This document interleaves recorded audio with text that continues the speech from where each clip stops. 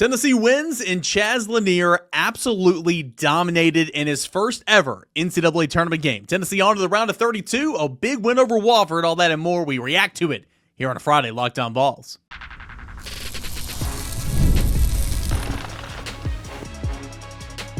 You are Locked On Vols, your daily podcast on the Tennessee Volunteers. Part of the Locked On Podcast Network, your team every day. Hey, good Friday morning, everybody. Welcome into Locked On Vols. It is your number one stop for Tennessee football, basketball, recruiting, baseball coverage every single morning when you wake up, free and available where you get your podcast. Today's episode is brought to you in part by our friends over at 5 Hour Energy, where you can head on over to 5hourenergy.com to find over 15 flavors to choose from. Need one now? You can grab a 5 Hour Energy shot at your local grocery or convenience store. Stock up today and stay energized with 5 Hour Energy. I certainly need one because covering a baseball game remotely and then doing a show for Tennessee in the NCAA Tournament, going to hit the road, drive to Tuscaloosa on a Friday.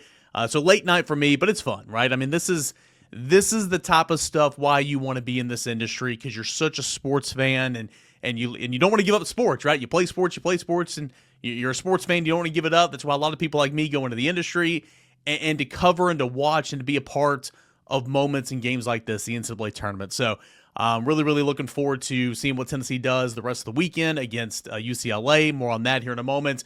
And, of course, what Tennessee baseball does the rest of the weekend in Tuscaloosa. Going to be down there for Friday and Saturday games. We're going to talk Tennessee baseball in segment 3. It wasn't its night. It was not Tennessee's night on Thursday. Again, dropping 2 straight games, consecutive games for the first time since Alabama last year. It's been over a calendar year since that's happened. That's coming up in segment number 3. Lewis of Volquest.com, my colleague, giving some quick thoughts. Late on a Thursday night is when I caught up with him. That'll come up in segment 2, but we're going to dive down deep into what Tennessee did in the 77-62 win in the first round matchup. Again, Tennessee's a 2 seed. Wofford's a 15 seed. This is supposed to happen, and I saw some chatter. I was covering the baseball game at for much of the second half. Remotely, but I was paying attention more to the. Y'all should see my setup in here in the office. I got one screen where I've got the general's quarters up here. I'm talking to the game thread.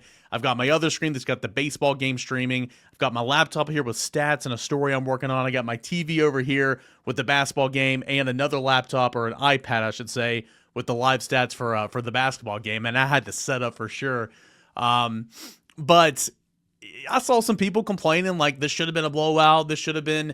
Tennessee should have, run away with it in the second half. And sure, right? I mean, Tennessee had some areas of its game that wasn't great. We'll get into that here in a moment. But tip your cap to Wofford, man. I thought they played their brains out. I thought they crushed it. I thought they did a really good job. And they just continued to chip away, and get within 10, get within 8. I think they got within, I want to say 6 at one point in the second half, whatever it was. And then there was Chaz. He just hit a 3. Chaz Lanier hits a 3. 6 3-pointers for Chaz Lanier, and boy, did he have a day. Chaz Lanier ties the Tennessee NCAA record with 6 3-pointers, 29 points, 6 of 12 shooting from the three-point line, tying Tennessee's NCAA tournament single-game record for made threes with 6, and more so, only Dalton Knecht and Ernie Grunfeld. Knecht had 37, Grunfeld had 36, has scored more than Dalton Knecht in an NCAA tournament game. Knecht's made 6 threes, scoring 37. That elite loss to Purdue last March. So what a game for Chaz Lanier. And I get it. It's Wofford. Is he going to do that against UCLA? Can he do that against potentially somebody in the Sweet 16 matchup? We will see. But I mean, that is his first NCAA tournament game. The lights were on. He did not bow away. And more so than anything, I found this out right before recording, right before I actually talked to Rob Lewis, and he'll mention it here in a moment. His first postseason win ever in his collegiate basketball career came last week whenever Tennessee beat Texas in Nashville at the SEC tournament. Can you believe that? In 4 years, in his previous stop, they went 0 in the conference tournament. And so now you go from the SEC tournament where you play 3 games in 3 days, make a run of the SEC tournament championship, and then you go to the NCAA tournament and look what he's doing here. Just a phenomenal effort. But I thought he was great, man. 11 of 22 from the field, 6 of 13 from 3, tying that record, the third most points ever by a Tennessee Vol in NCAA tournament history, 5 rebounds, 1 assist. He was phenomenal. Zakai Zeigler, not to be outdone, he actually did this first, but not to be outdone by Chaz, but Zakai Zeigler broke another Tennessee record. I'll get to that here in a moment. A part of a 12-point, 12-assist game where he was 2 for 2 from the charity stripe, 2 of 5 from downtown, 4 of 8 overall in this game. And with the 12 assists, it was his second assist actually that broke the record. But it was a Tennessee career assist record holder now is Zakai Zeigler. He broke Johnny Darden's previous record of 715 set back in 1975 to 1977. That's a record that has not even come close to being broken in Tennessee history before Zakai Zeigler.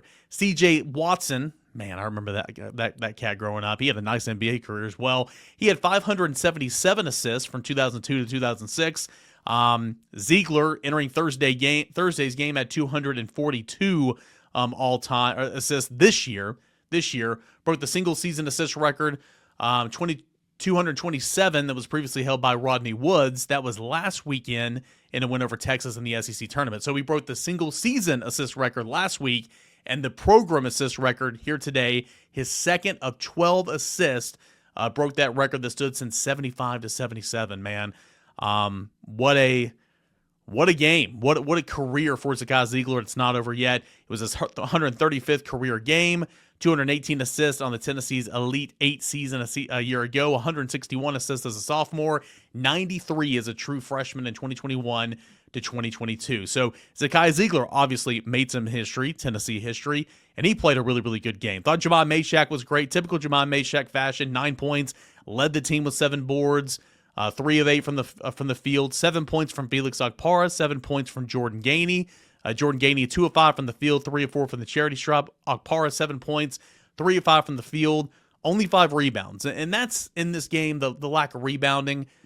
Tennessee, was leading the boards battle pretty big in the first half. And then you look up at the end of the game, and it's 31-all. And Tennessee didn't win the rebounding battle. They tied. And that's something that will probably get you beat against a better team. But that's not been an issue. And Rob will speak on this here in a moment. That's not been an issue really for Tennessee this year. But against a good team, the effort on the boards on Thursday night could be what gets you beat. But ultimately, I thought Tennessee played pretty well. 48% from the field. They made 10 3-pointers, only shot 28. Free throw, they made 15 to 22, 68%. But, here lately, Tennessee's not been shooting good enough free throws as well. That'll get you beat against a good team. But overall, I thought Tennessee did a great job. Led in this basketball game for 39 minutes and 47 seconds. The other 13 seconds, they were tied. Tennessee never trailed in this basketball game. And the largest lead was at 77-62. The game, game's in there, or 18 points. 18 points at 41 seconds left in the basketball game. Tennessee went on a 12-0 run midway through the first half to really take control of this game. And despite missing 7 of their last 8 field goals and not scoring a field goal in the last 250, Tennessee, of course, was able to hold on, cruise, and win 77-62. So, again, Tennessee did what it was supposed to do. Wofford head coach Dwight Perry postgame saying, quote, yeah, obviously, first off, congratulations to Tennessee. They're a really good team. They played really well. They're a 2 seed for a reason. They did a great job. I thought executing their game plan on both ends. They're tough. They're physical. Obviously, Chaz Lanier really got going, which obviously helped them, end quote. You think? He was phenomenal for sure.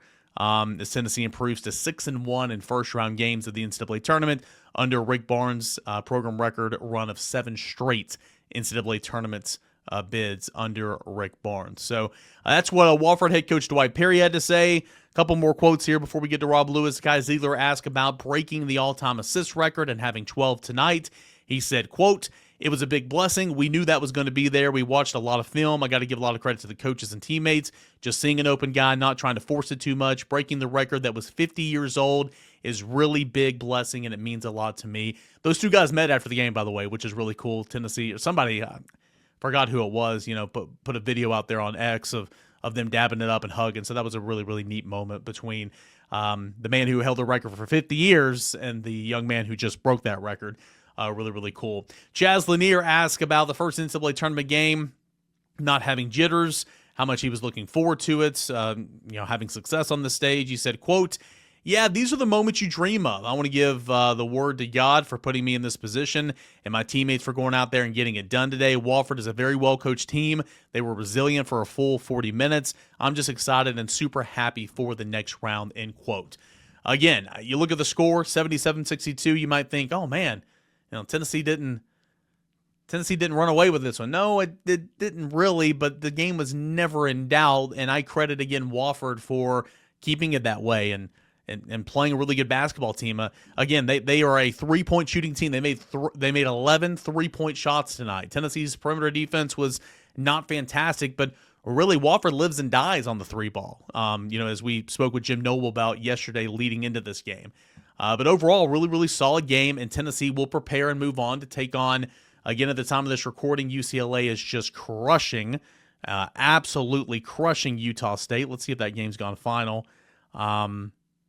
Yeah, it has. So I'm going to give the score when I recorded with Rob Lewis here in a moment, but I recorded that after this segment. Final score, 72-47. The 7-seeded Bruins of UCLA defeat Utah State, the 10 seed. So Tennessee and UCLA will play on Saturday. We'll get a time probably later Thursday night, early Friday morning on when that's going to happen. So that's cool. Let's look at the bracket real quick. Shorter segment 2. I talked with Rob for about 6 or 7 minutes. Do want to look at the bracket real quick and just kind of react a little bit. Auburn gets by Alabama State, of course. A&M gets by Yale, 9-point win. Okay, Drake pulling off that upset. A lot of people were on Drake to pull up an upset. That's one down for the SEC, 67-57, as Mizzou goes down to the 11th-seeded Drake. Couple of games going on still at the time of this recording, but BYU gets by VCU. I picked that one. Wisconsin gets by Montana, as it should, but at times it was close, but ended up being 85-66 rout. Houston, no issues there with the 16th seed. Gonzaga, did you guys see the score early in the first half? Gonzaga was leading, I want to say, 27-3. I mean, it was like Super Bowl, whatever it was, back in 2019. Falcons beating the Patriots before the Patriots came back. Only thing was, in typical Georgia fashion, like the Falcons in Atlanta, Georgia did not come back and win this game. Shout out Braves, though. I'm a big Atlanta Braves fan. Gonzaga just crushed Georgia. Not a good day for the Georgia Bulldogs in more ways than one. You guys know what I'm talking about. That has got to get fixed down there in Athens, man. What is going on with all these issues with driving? Goodness gracious. Not good. That's not good. I'm not even joking. That's just not good. McNeese. How about McNeese? Okay, your coach, Will Wade, we know who he is, accepts a job for NC State, and maybe this changes some things. I mean, he's kind of getting some praise after the win, kind of getting some praise about how he went about this, open, honest. I thought that team would quit on him, because why? Like, why on earth would you want to play for a coach that's leaving you? And then he had some comments afterwards. He's like, hey, when I recruit kids, my pitch is, hey, come to McNeese. Let's get you to the Power 5 ranks next year. It's like, okay, well, that makes some sense. Like, we're all trying to eat. It's like, okay, and there's a shot of him hugging his AD. Man, I thought that was kind of powerful. Now, McNeese is going to go on. They're going to play Purdue, and they're going to get just drubbed on Saturday. But McNeese, 13th, 12th seed upsetting Clemson, I'm surprised. I thought they quit on that coach, but nonetheless, it did not. UCLA, again, is going to win and move on and play Tennessee, and that's some of the games outside of the ones that are still ongoing at the time of this recording. Fun day of March Madness. The first day, it's going to be jam-packed later today as well. And Tennessee takes down Wofford. Moving on, 77-62, on to the round of 62 to take on UCLA on Saturday. Hey guys, stay tuned. We'll talk with Rob Lewis, who was on hand in Lexington, get his thoughts from immediately after the game was over, and we'll continue that right here on a Friday morning edition of Locked On Vols. Go ahead and stay tuned. We're all about the stats because numbers, they don't lie. And when it comes to the all-new Nissan Armada Pro 4X, the numbers are on an MVP level. With the ability to tow up to 8,500 pounds, it can quite literally carry the whole team, plus the gear wherever you need to go. It's powered by a twin-turbo V6 engine, delivering high-strength performance to handle highways, back roads, and everything in between. And with room up to 8 people, the Armada Pro X is built for big crews, big adventures, and even more memories. Whether you're exploring off-road trails or rolling up to the arena, the Armada Pro 4X brings power, versatility, and style wherever you go. Take your adventures to new heights in the all-new Nissan Armada Pro X. Learn more at nissanusa.com. One more time, that is nissanusa.com. And daylight savings time, it really snuck up on us this year. If you're feeling that lost hour of sleep, 5 Hour Energy has your back. The extra sunshine means more time for fun, but sometimes you need a little boost to power through. Whether you're staying up late to watch NCAA tournament action, squeezing in a round of golf after work, or just trying to keep up with your busy day, 5 Hour Energy gives you that quick, refreshing pick-me-up whenever you need it. I've been staying up, like tonight, while I'm recording this, late watching all the tournament action, and a 5 Hour Energy really got me going to get behind the mic and in front of the camera here to record this episode. Big thanks to 5 Hour Energy for my busy Thursday night. Was able to get this one in here and had the energy to bring it. At least I feel like I'm bringing it here on this show. Head on over to 5hourenergy.com. Find over 15 flavors to choose from, including watermelon, blue raspberry, peach mango. You can even build your own 12-pack or a briefcase 24-pack delivered right to your door. Need one now? Grab a 5 Hour Energy shot at your local grocery store or convenience store. They're everywhere. Stock up today and stay energized with 5 Hour Energy. Rob Lewis, Volquest.com, my colleague. What a night for Tennessee. Opening round of the NCAA Tournament, 77-62 win over Wofford. That's what's supposed to happen. Tennessee didn't play bad in this game. I thought Wofford played really well, but story of the night, Chaz Lanier, 29 points in his first ever NCAA Tournament game. Yeah, I think some Tennessee fans were probably a little frustrated it didn't turn into a blowout, but I thought that said more about Wofford than it did about Tennessee. I thought Tennessee played a nice game, handled the environment. I mean, I thought the veteran aspect of this team really showed up. I mean, because even the top seeds, I mean, you'll see them, in this tournament, they'll stumble out of the gates, be sloppy early. Offense is hard to come by, but Tennessee, I mean, I thought you could see the maturity, the experience of guys that have been here a lot, like Zakai, Jemai, showed up, from the jump. And, Wofford didn't let it turn into a blowout. But again, I think that said more about them than it did about Tennessee, because Tennessee was in control. Yeah, Chaz Lanier, third highest point total ever for a Tennessee player in an NCAA tournament game. You have Zakai Zeigler, who passed the all-time assist record in Tennessee history, and a part of a 12-12 effort for him. What did Zakai do in this game to kind of, settle? I mean, I know it was a lot of Chaz as well, but to kind of settle down whenever Wofford continued to try to make a run there a couple times. Yeah, I just saw you step up, and I think a lot of what he did, you didn't see on the court. Talking to Coach Barnes after the game, he indicated that some of Zakai's biggest contributions came during timeouts, came in the huddle, telling people, and I kind of got the same impression talking with Jemai Mashak after the game, asking Jemai, specifically, you hear about experience and all that, and where does it show up? And that's one of the things Jemai mentioned. It's like knowing to not panic and knowing, to stop runs. He said that's one of the biggest things about having been here before is, you just know to play your game. You don't get out of your comfort zone, and you have to respect how good other teams are. I mean, Wofford, I guess the biggest sequence for me, Tennessee, it felt like it was about to be a blowout when it was 22-8. And then Wofford got 2 stops and hit 2 back-to-back threes, 22-14, totally changed things. But Tennessee, they never let him get any closer. I mean, I think they might have got it to 6, maybe at one point in the second half. But to my point, Jemai and Zakai, what a luxury to have those dudes. I mean, and you mentioned Chaz. Before last week against Texas, that dude had never been on a team that won a postseason game. North Florida was one and done all 4 years he was there, the A-Sun tourney. So, if you thought he was going to press tonight, think again. He was fantastic. Yeah, he was fantastic. He was great. And again, I thought Wofford played really well. You had a team that relied on the three. You had 4 guys who made over 50 threes in the season. 40% of their point total this year has come from 3. And they shot 11 of 26, 42%. Given Tennessee's, best perimeter defense in the country, how do you think Tennessee did against the 3 being Wofford's biggest strength?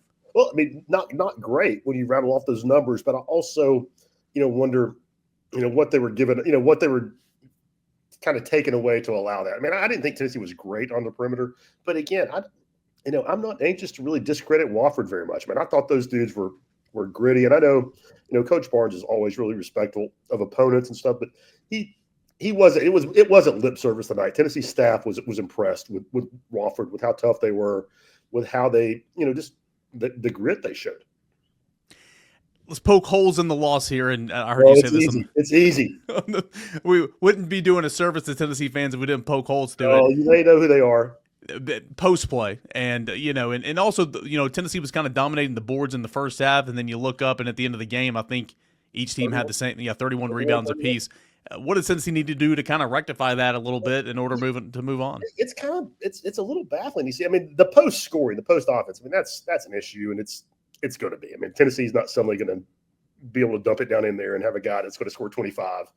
But the rebounding is concerning because it's not been an issue all year long. I mean, Tennessee was, I want to say they were fourth in the SEC in rebounding, like a plus 5 or 6. I mean, if you finish fourth in this conference in rebounding, I mean, you can handle your business in the paint. But they got punked by Florida. They got out rebounded 2 of the last 3 games of the regular season. And Wofford, a Southern Conference team tonight that had no length, no athleticism on the inside, I mean, was right there with you. And, Jemai was the leading rebounder on the team tonight with 7. And that's, it's not going to cost you against Wofford. That's going to cost you. I don't know if it's going to cost you against UCLA, but it'll cost you sometime well before you get to San Antonio. Yeah. And kind of on that note, moving on at the time of this recording, it's 68-47 UCLA over Utah State. I know you haven't dove into your preparation just yet. That's going to come later on Friday. But what do you know about UCLA, and what does Tennessee need to do or do better than they did tonight moving forward? It's going to be 2 teams that are similar, but they're defensive oriented. But if you really kind of dig inside the metrics, UCLA doesn't give up a lot of points. I mean, they're really good in that regard, but also it's not because they are great, at field goal percentage defense or 3. They slow the ball. They play slow. And that's really what it is. I mean, the advanced metrics do not love UCLA as a defensive team, but they're good in the paint. They've got great size in the middle. If you're watching Utah State tonight, they're wearing Utah State out in the paint. You'd hope Tennessee would be able to hold up a little bit better than that. But that, to me, is what it's going to come down to. I think Tennessee's going to have a big advantage, huge advantage at the guard spots in the backcourt with Zakai, Jemai, the leadership, with what you saw from Chaz tonight. But they're not going to be able to get dominated on the glass. Got to hold their own. One other note out the door, and this is a quick turnaround, so I don't think it's going to be that big of a storyline like if it were the first game of the tournament or leading into the Sweet 16 or so on and so forth. But Rick Barnes turned down UCLA 5 years ago or 6, whenever it was. Tennessee's going to play UCLA. Do you see that being a talking point for you or for the national media? He will probably get asked about it, but I think there's been enough water under the bridge, and I mean he's taken Tennessee to a Sweet 16 and Elite 8, since then. So yes, somebody will ask him about it. Somebody will write it. That'll be somebody's angle tomorrow, but I doubt that it's going to be a big deal. Now, if it had happened last March, it would be a huge story. But I think enough time has passed, and it's probably a footnote to this game. Rob Lewis, Volquest.com, on site, 77-62, Tennessee over Wofford. Rob, thanks so much, man. No problem, EC. The NCAA Tournament is here, and so is the Bracket Breakdown. Locked On Podcast Network and Amazon Fire TV channels are teaming up to deliver NCAA Tournament coverage like never before. Watch studio shows featuring former players and Locked On's local experts as they guide you through every upset, buzzer beater, and bracket matchup. Stream it all for free on Amazon Fire TV channel. Search Bracket Breakdown to see it all for free. It's your team every day.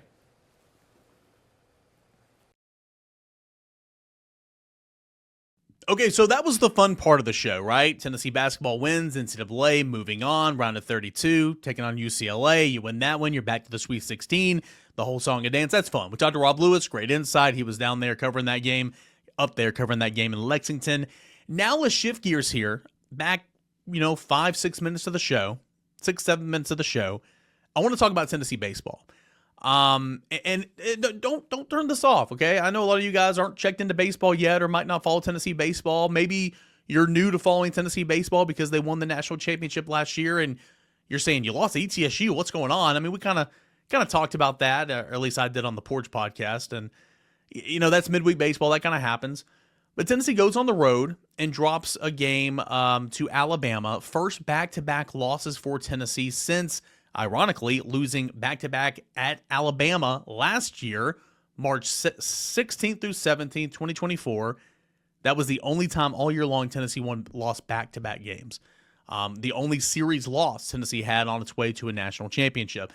So that's kind of, I guess, of note because it was the same team in Alabama. Alabama's really good. And here's what happened on Thursday night in simplest of terms, okay? It wasn't Tennessee's night. If you follow baseball, They play 162 games in the year plus the playoffs, Major League Baseball, right? You follow college baseball, a lot of new fans, the sport is growing, and I love it. I love it. If you're good, you play over 70 games. Tennessee played 68 games, sorry. So if you're good, you play near 70 games. Tennessee played 68 games last year, winning a national championship. Some days is not your day, okay? Tennessee, it was not its day on Thursday night. You know whose day it was? It was Alabama. So Tennessee takes an early lead in the bottom or the top of the first inning, 2 quick outs. Andrew Fisher comes up there, or Hunter Ensley walks. Andrew Fisher gets up there, 2-run home run on a ball that was just tatered out of there at right field, okay? Tatered. Yes, verb in it, tatered.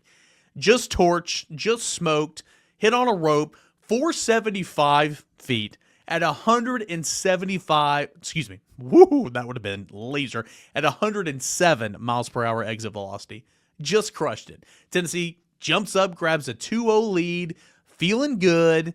Okay, and then you go to the bottom half of the inning. Liam Doyle, your ace, by the way, strikes out 2, dances around a 2-out walk. Okay, go to the third inning, tack on another one, right? You had Cannon Peebles that reached on a fielding error that allowed a runner to come in. You're leading 3-0, feeling good. You go to the bottom half of the second, and boy, do the wheels fall off in the second inning. Alabama scores 5 runs in the frame off only 2 hits. But here's the deal. 2 walks from Liam Doyle, 2 hit batsmen from Liam Doyle, and a really, really bad error at second base by a freshman in Manny Marin, who's going to be a stud player. It's already had a lot of moments this year. The wheels fell off in that inning, and it was bad. So you gave up a leadoff single, okay? And then Liam Doyle hit the next guy, so put runners at first and second, nobody out, okay? And then you have the third batter come up in the inning, and he hits just a routine ground ball, the routinest of all routine ground balls to Manny Marin at second base. And the freshman has got double play on the mind. He takes his eyes off the ball and just fumbles it. He was going to go flip it to second, on to first, get the little bang, 4-6-3 double play. Guy at third, but 2 outs, and you're feeling good. But nope, he fumbles it, bases are loaded. Keep in mind, Gavin Keelan, and Tony confirmed that on the broadcast when they did a TV interview, got a hamstring deal. At most, he's going to pinch hit this weekend. He was out. He didn't play in this game. So you had to move Manny Marin, a true freshman, who's been your primary third baseman, over to second base in this game. So I thought that was of note. Bases are loaded. Nobody's out. You've given up a single, a hit by pitch, and a fielding error. Just awful. Liam Doyle, who again is your ace, proceeds to walk the next 2 batters. Walks in a run, then walks in a run. Not great. 3-2. You get a key strikeout. And then you give up a 3-run bases-clearing double to Justin LeBron, who is arguably the best player in the country right now. Super sophomore. And there was a really, really bad angle by Jay Abernathy in left field. So it was a disastrous inning. There was bad pitching. There was bad defense. It was just not good. So Tennessee's losing at that point in time 5-3. Tennessee, nothing doing in the top of the third. They come into the bottom of the third. And you've got a 1-out single, a 1-out double, putting runners at second and third, and then an RBI ground out. Alabama takes a 6-3 lead. Then, and this is where you tip your cap to Liam Doyle, okay? This is the third inning of all these baseball that's going to be played this weekend. 2 more complete games coming up, and you still have 6 innings left, or 7 innings left in this game. And this time, 6 innings left in this game. Your ace, it's not your day. You step up and you find a way to eat some innings, and you find a way to save your bullpen, and you find a way to, again, it was 6-3. And with this offense, you never count Tennessee out. You kept the game close for your team, and that's what Liam Doyle did. He proceeded to do this over the next 3 innings, allowed only just, I think, 1 hit the rest of the way, had, ended up with 9 strikeouts, and he kept Tennessee in this one, allowed Tennessee to jump back in the 7th inning, when he bowed out to Dylan Loy, who pitched 2 innings of clean baseball in relief. He was phenomenal. He's been so good this year. You had Hunter Ensley that had a RBI single or RBI ground out, whatever it was. You had Andrew Fisher who had a sac fly. Tennessee brought it within 6-5 at one point. Then you put on 2 on, no outs in the 8th inning. 2 on, no outs in the 8th inning.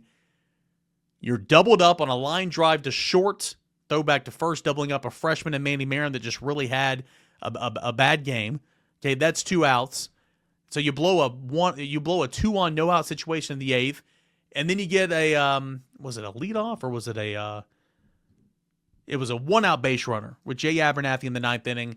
You steal him, which I don't hate because he's got really, really good speed. And again, this kind of just goes to show you that this was not Tennessee's night. Elite speed, trying to take second, catcher throws, perfect throw.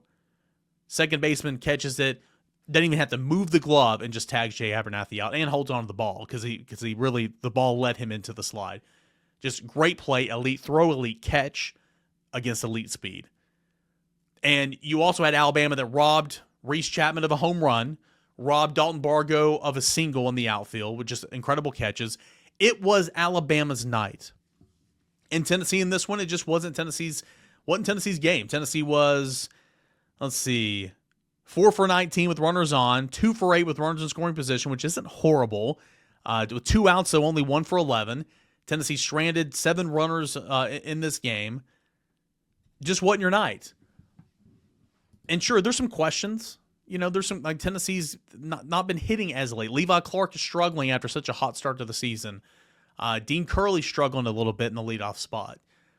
Manny Marin, had a tough game. And your best player, your best hitter, who's leading your team in on base percentage, slugging percentage, RBI, home run, and average, and runs, and hits, Gavin Keelan, is not going to be a factor for the most part in this series.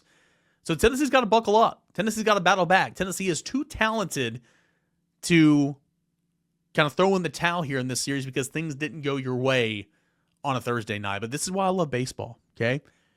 There's always a game the next day. And tonight, it's going to be Marcus Phillips.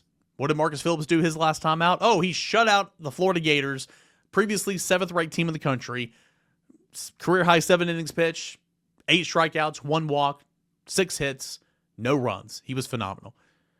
Let's see what Marcus Phillips can do tonight, and let's see if Tennessee can contain Alabama, that's playing as well as anybody in the country right now. But overall, I know so many people were focused on basketball, maybe caught the last couple innings. It just wasn't Tennessee's night. And credit Tennessee for battling back. Credit Liam Doyle for keeping Tennessee in this game. Credit Tennessee for not giving up. It just was not Tennessee's night. That's baseball. There's a game tonight. There'll be a game tomorrow. Tennessee's still a great opportunity to win this series, but you got to come back ready to play on the road at Alabama. Tennessee basketball 77, Wofford 62. On to the round of 32, about that Sweet 16. On to the round of 32 against 7th seed UCLA. It's going to be a good one. It's going to be a fun one. That's going to come up on Saturday at the time of this recording. Don't know the time just yet, but of course we will. I'll be traveling back from Tuscaloosa Saturday evening. Might get on here and do a Sunday show if I have time. But you guys know we're gonna talk about it extensively next weekend and next week, and hopefully we'll be talking about a Sweet 16 matchup with somebody. So that'll be a whole lot of fun. Appreciate you guys as always. Hey, tell your friends.